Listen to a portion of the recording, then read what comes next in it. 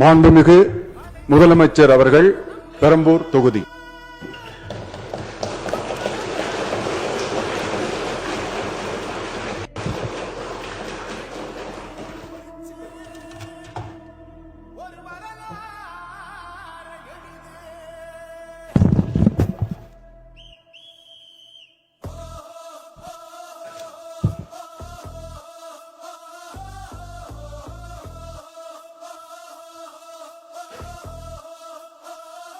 சட்டமன்ற பேரவையின் உறுப்பினராக தேர்ந்தெடுக்கப்பட்ட சி. ஜோசப் விஜய் எனும் நான் சட்ட முறைப்படி நிறுவப்பெற்றுள்ள இந்திய அரசமைப்பு சட்டத்தில் உண்மையான நம்பிக்கையும் பற்றுறுதியும் கொண்டிருப்பேன் என்றும் இந்திய நாட்டின் இறையாண்மையையும் ஒருமைப்பாட்டையும் நிலைநிறுத்துவேன் என்றும் நான் மேற்கொள்ள இருக்கும் கடமையை நேர்மையுடன் நிறைவேற்றுவேன் என்றும் உளமாற உறுதி கூறுகிறேன்.